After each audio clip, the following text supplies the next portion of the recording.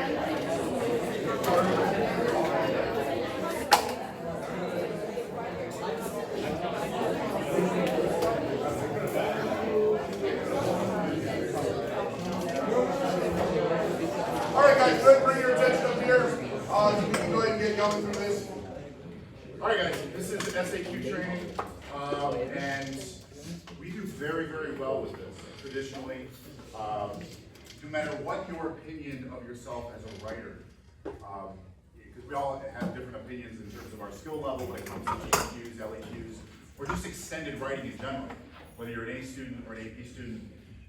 SAQs are a thing that, you know, it's accessible to everybody. You don't have to be the greatest writer in the world to be able to write and get full credit on the SAQ portion, which is 20% of the AP exam. So, this is the SAQ training. So, SAQ, short answer question. Keyword being short, right? 3 sentences. And as I kind of previewed with my students, the number 3 is going to come up often this year. All right, we call it the rule of 3 in many different elements of your writing. If you can remember the number 3, you can remember various things about these parts, whether it be a thesis, contextualization, SAQ. They all seem to use 3 pieces. For this, short answer question, there's going to be a 3-sentence answer is what we're shooting for. All right. Surprise, you've been writing SAQs already, and actually as the week's been going on, as we've gone into week 2 to week 3 to week 4, to this week, or last week to week 4, or I don't know. Either way, your scores have been getting better, and you've been writing SAQs, if you didn't already know that. Our WWE assignment and class companion, what we do the entire first semester is SAQ practice. So by second semester, we are just absolutely ready to tackle any SAQ. And here is the formula, all right? We call it going ACE. You might have used going ACE or not. Yes, ACE, ACE, not AI. Yeah, there's a bunch of different acronyms that we might use. And again, we're filled with acronyms, but the point is to make sure that you write a complete answer, okay? One of the things that good students do who know things is they'll lose credit on SAQs because they don't write fully complete answers. So if you can remember, all right, this acronym and you can fulfill this, you'll get all the points that you should get.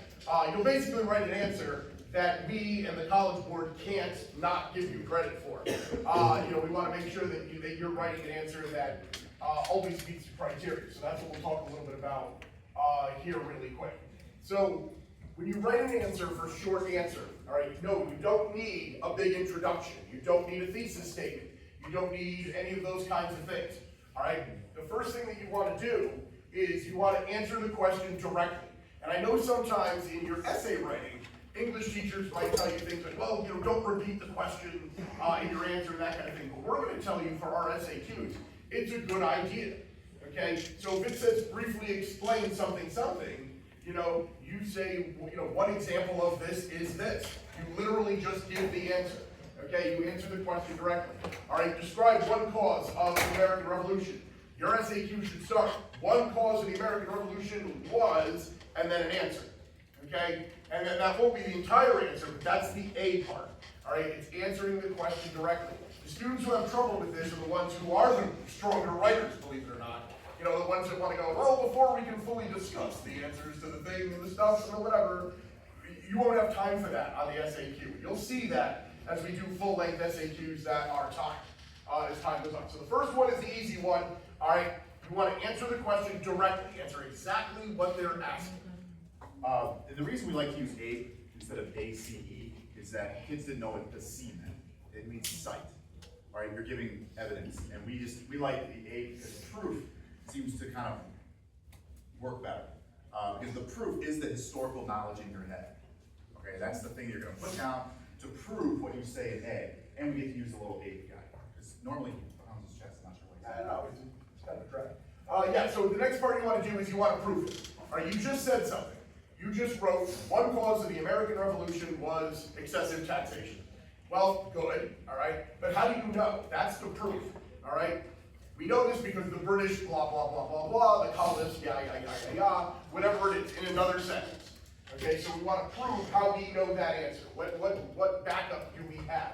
And again, there are teachers who use a C for ACE and cite. The reason why we use the P again is when we put cite, we put C, kids were quoting.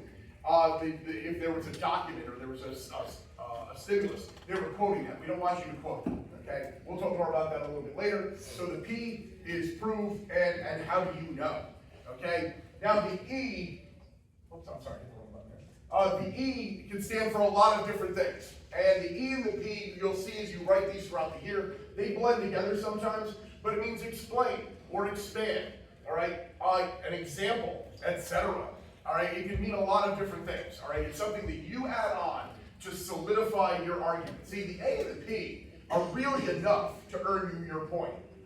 But we want to make sure that no matter how grumpy the assessor is at the college board who's going to grade this, all right, and I know that guy, we want to make sure that you get your full credit and your full point. This is where you put the answer in that they can't take the point away from you.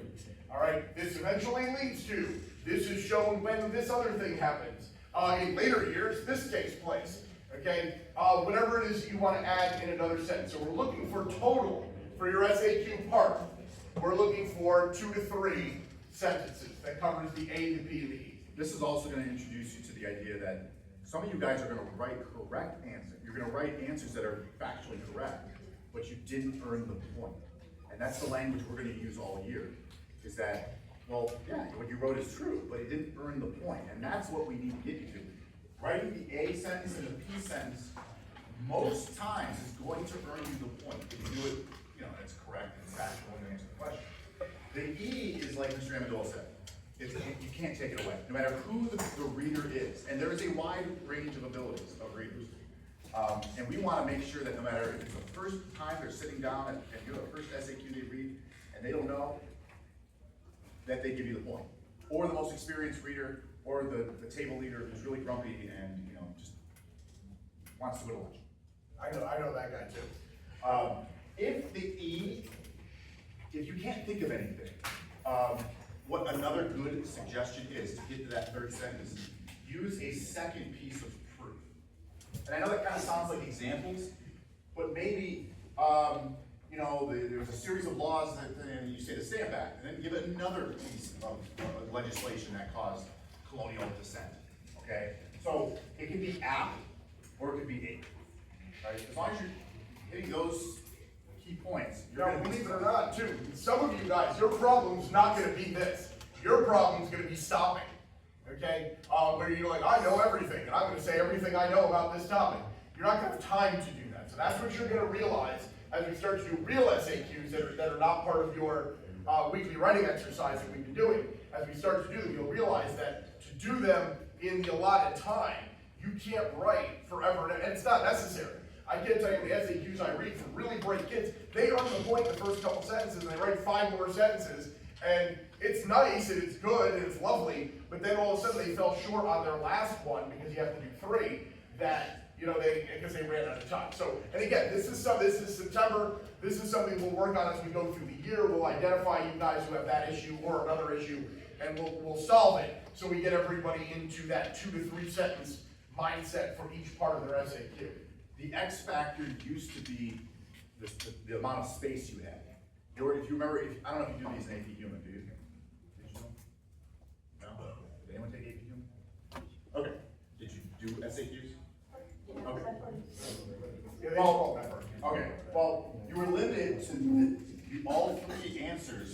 the A part, the B part, the C part, which we'll talk about, had to fit on one piece of paper, all right? And that was the X factor in terms of, you might know all the content. We don't use paper anymore, all right? College Board has gone completely digital, and we use Blue Book, okay? Blue Book looks a lot like what you use with AP Classroom, all right? It's a very similar, and you see that warning that pops up that says, you know, this is similar to what you're gonna see in May. It's not the exact same, but it's gonna be similar, all right? Blue Book, the text box goes on forever. All right, and that's good, but it also, in SAQ, the X factor now is time. All right, if you spend 20 minutes writing an essay on part A, you're not going to get to part B, and you definitely not get to part C. All right, in the 40 minutes you have. So, Blue Book, we'll talk more about it as the year goes on. Yeah, in the spring we'll do a lot more about these things, but like Mr. Baker said, the AP Classroom mirrors that pretty well.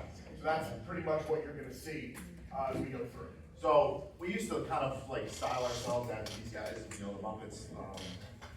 I'm that guy, Annabelle is that You guy. kind of do that already, though, didn't you? Like, But then one of our students last year said, you know what, let's just do the real thing. So, yes, if you don't know, we have, I guess they look like us. But anyway, here are some of the things. 3 sentences, that's what your goal should be. Can you earn the point with less? Yes. Don't. All right. Yeah, you gotta understand that the 3 sentences, no one's gonna count sentences. Now, this one has 4, this one only has 2, but one is a big long run-on sentence. That's fine too. But the idea is if you just keep the 3-sentence model in template in your head, you'll make sure you're writing enough but not too much. All right, even if you go, well, it wasn't really a sentence, I used a semicolon, no one cares. Okay? Because we don't particularly care about your grammar or your writing style or what have you. So, again, the 3 sentences required is to keep you from just writing. One example is the T Act, and that being the whole answer, because that would not earn the point. And again, like Mr. Baker said, notice our language. We're not saying wrong. One example could be the T Act. Okay? We're saying it doesn't earn the point. And you'll hear us, like as he mentioned, you'll hear us say that all year with a lot of things. Things are rarely right and wrong. They earn points or they don't. All right, particularly when it comes to your writing. It has to be written in prose, no bullet points. Okay, so you can't make a list. And I don't ever see that. The College Board stresses that. Maybe it's happening somewhere, but we don't see much of that. So you can't write bullet points. You can't make briefly compare the this and the that. You can't make a Venn diagram. That's a great way to plan for maybe a bigger essay, but for this, you can't submit that as your answer. It's got to be written out. All right, we said that too. All right, you don't need a thesis statement or an introduction. You know, so it's about the American Revolution. You don't need to start your SAQ with, boom, as the cannons fired over the fields at Lexington. You know, save that for your English teacher. I actually did that. But it was World War II in the nuclear bomb. I can't believe that. So, yeah, you don't need no big alliterations. No. What should my transition? No one cares. Okay. I'll save that for your essays and save it for language arts. For here, this is really just a get to the point kind of thing. When you see stimulus, okay, we're going to really stress you to not quote, okay, because it's empty calories. And we're going to say this when we get to DBQs as well. Kids like to quote because it takes up space, makes them feel like they've written a lot of stuff, but it doesn't get you anywhere. All right, we know what the stimulus says. The College Board readers will know what the stimulus says too. They don't need you to repeat it. All right, so you do not need to quote. Okay, it just takes up space on your paper. It takes up time that you don't have. All right, and it's not getting you anywhere. All right, sometimes, like I said, kids like to do it because it makes them feel good. Hey, look how big my answer is. Yeah, but there's very little that is actually yours. Most of it is you quoted the stimulus, so no quotes. And I've heard A students in the past that say, "Oh, we're supposed to quote. Quotes are good." Not in our world. All right. There is a time and a place to quote in AP, and we'll talk about that. Very, very niche time and place. This isn't it. All right, so what I'd like you guys to do now is go ahead and jump on the Class Companion, and when you get there, you're going to see an answer that says, it says SAQ non-content WHS. All right, now, guys in the back, please. as you guys are looking, you're going to notice that a real SAQ is a little bit different than what you guys have been doing in your weekly writing exercise. Okay, there's 3 parts. There's A, B, and C. So when we say you're doing an SAQ, you're doing all 3 parts. All 3 parts makes up one SAQ, and you get anywhere from 0 to 3 points for them. Okay, what you're doing in your weekly writing exercise is actually one part of one SAQ each day. So you might have noticed too that some of your WWEs, they seem to connect. Mondays and Tuesdays and Wednesdays seem to go together, because they do. I just ripped them apart and I made them so you just do one per day. So go ahead and find this odd classic opinion. Yes, ma'am. It's not there. Why is it not there? I don't know. It's a great question.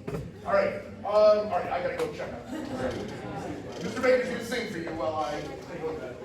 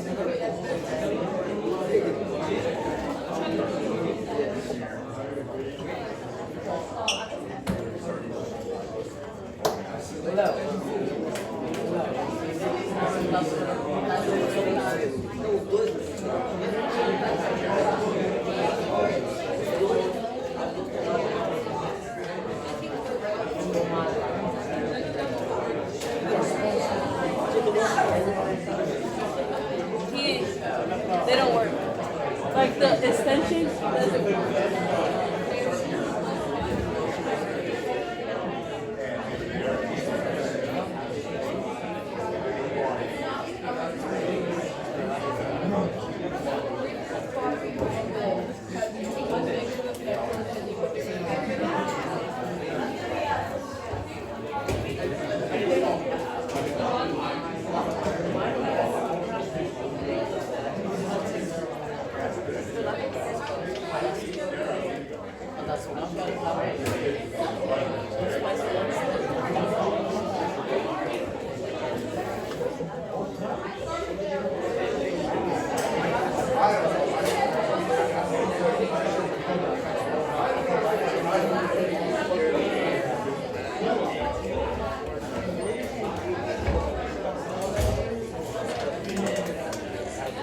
All right, guys, is everybody working on that first one now?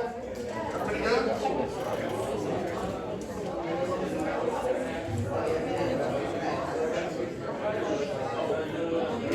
I don't know. Go somewhere else,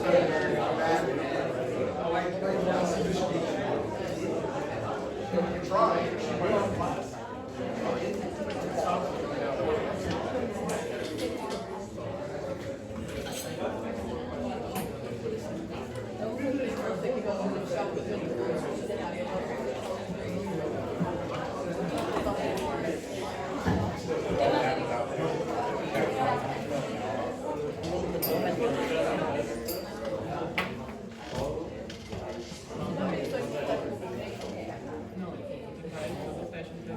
All right, what you guys are seeing is you're taking a look at this fake example about school. Is you're seeing what a full SAQ would look like. It's going to have an A, a B, and a C. A couple things to remember about it, and again, and we'll repeat this as we go through the year, is that they're scored individually. Okay, so in other words, you could miss and not earn the point for A and still earn the point for B and C, or any combination. Okay, and so we'll talk about that as we start to do our first real SAQ probably next week.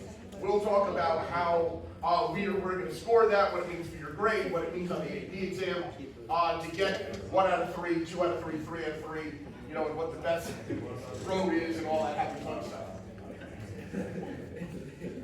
All right, so we don't have the questions up here, do you? Okay, so the style of the questions probably look a lot like what you've been seeing on your WWE writing things for the past couple of weeks. And you'll continue to see them through the whole first semester. They're going to look like this.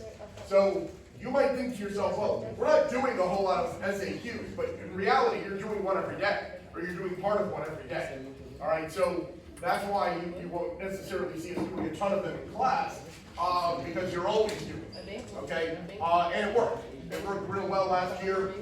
So, briefly describe one positive effect of teaching at Windermere High School, briefly describe one negative effect of teaching at Windermere High School, and briefly explain one factor which led to the effect that you indicated in B. So, what Mr. Baker put, you want me to go over your answer? Yes. All right.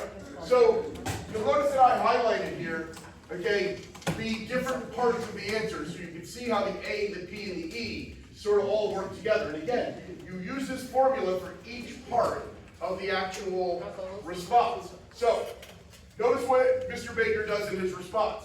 Okay, he again basically answers the question directly. All right, one positive effect of teaching at Windermere High School is the ability to teach U.S. history to a large group of students. That is a thing that's fair and true and historical and all of that kind of stuff. Now, if he stops after that, he's not wrong, but he's not going to earn the point. All right, and again, that's a thing that you want to be able to focus on as we go through the year a little bit more. So now he wants to have proof. All right, so his proof is in green. All right, so you can see it. Windermere High School is a large school with an open enrollment policy for A-push.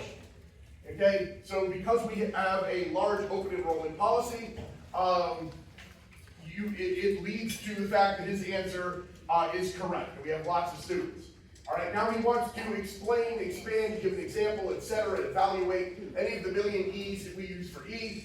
As a teacher, I want to have the largest impact possible, which means reaching more students. So he expands on that answer of having a lot of kids, meaning that he finds it a positive approach where he can reach more students and teach more people. All right, so he's written a complete answer with that, which again has all of the parts. All right, is there any questions about how to write a complete answer? Now you'll notice what he didn't do. Okay, he didn't go on and on, you know, and in the second period we do this, and in third I do that, and then one day this happened. You know, all of that would be really good, and it might even be true, and it might even support his response, but he's not gonna have time for that. Okay, and it's not necessary here. All right, in order to have a response that works for him. All right, you wanna talk about your negative effect? Yes, not everything's positive. Negative effect is living over 20 miles away. So one negative effect, and again, I'm not going on, I'm restating very briefly though. One negative effect of taking WHS is driving a long distance to work, which costs more money. Obviously, gas prices, you guys are all driving age, you know. Gas prices are, I remember when they were, $20 bill to fill up my car. The high school is 20.8 miles from my house. All right, due to this distance, I made sure to get a car that got great vehicle. I had a car that got great vehicle, not anymore. But that's you know that's a negative. All right, and yes, you know, there's ways to even fix that, but it's major life changes. All right, so but again, short and sweet. You can see the three parts, the colors, and notice the proof that he has in green. Okay, is proving the fact that he drives a long way. So he's saying that he drives a long distance and it costs a lot of money. All right. Now, how do we know that? Well, because the fact is that the school is over 20 miles away from his house. Okay, so there's like, you know, the backup, or there's literally the proof that he has to drive a long distance. All right. One factor which led to the effect in B, the different counties that I live in work in. All right. Polk County schools are not as high performing as OCPS when it comes to school grades. So even though Mr. Baker lives out in Polk County, all right, he chooses to teach at OCPS, and that was a factor that led him to draw, because people will say to him all the time, and he says it to himself most mornings while driving, I'm sure, why on earth do I drive all this way? Well, this is why, okay? And then he went on to explain that living in Polk, though, has cheaper property taxes, but working in Orange allows his kids to go to Orange County schools. All right, which he thinks is better, all right, or they're more high performing, as he says in his proof. So what we want you to see here is not really necessarily the answers or anything about Windermere High School. We want you guys to understand the structure. So as you're practicing here, what you want to do is you want to work on, do I have my answer, do I have my proof, and am I explaining, expanding, giving an example, evaluating, or one of the many E's that we use here. So, oh, I'm sorry, go ahead. And that's what we usually do. We learn a new skill.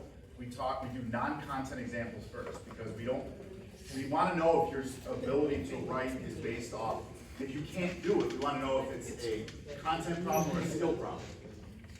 In this case, everyone should have been able to answer that question. You guys have all, even if you started this year at Windermere, you have probably a good thing that you can talk about, a bad thing about Windermere, and an effect that led to it. So we always start with the non-content examples. Right? Then we move into and we're still doing non-content examples. Tomorrow we'll do content examples, all right? Because not everyone knows, you know, stuff about the content yet that we're going over. But everyone knows this. All right, so, and I know we are going to run out of time here a little bit, but you'll see that there is a second thing on Class Companion. It says a non-content Disney example. All right, and this particular example, when you open it, you'll notice it has a stimulus. All right, in this case, the stimulus is a cartoon.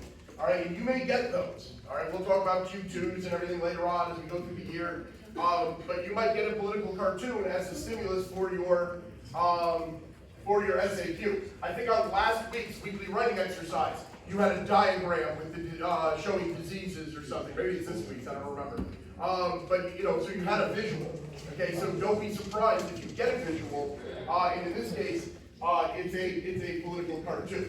All right. So in the time we have remaining, which isn't much, we're going to let you guys go ahead and take a look at that second one, give it a shot. You can look at your answers with your friends, see what you guys come up with, and then later in the week, we're going to switch over and we're going to do some actual content examples of SAQs as we learn to do this more. But what I would encourage you to do, as you do your WWE for this week, your weekly writing exercise, now that you know, use the formula. All right? give that direct answer, give that proof, give that explain, and if you can do that with real history, they can't take the points away from you, okay? And that's what we're shooting for. We want to put everybody in a position where they're writing such quality responses, all right, that they can't take the points away. And the nice part is, for an SAQ, you usually only have to know one thing. You know, briefly describe one, blah, blah, one. Oh, good, I don't need five like I might for a big essay. That's why SAQs sometimes come easier for students, because they really only have to, if you come up with one history thing to say, and you can prove it and you can explain it, you're gonna have a quality answer that's gonna earn points, all right? Any questions on the structure of it at all? Everybody cool with that? All right, so take some time, go ahead and try the second one, and like I said, we're gonna run out of time here, we're gonna hit the bell, I think, at 44, if I remember correctly, so, that's it, I think we're good.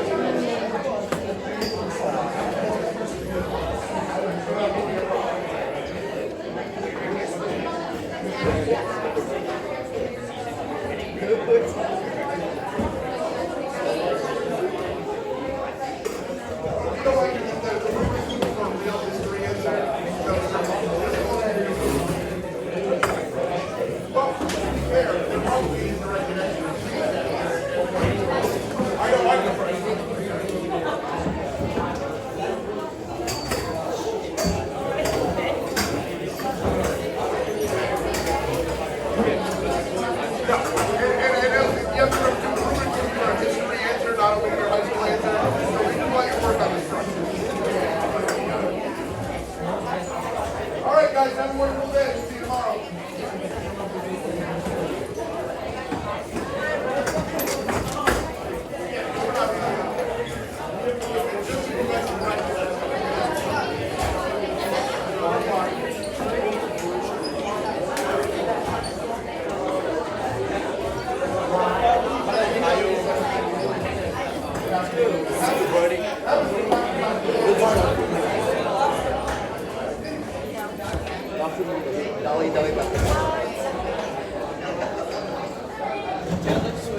Será que você vai Tá em lado.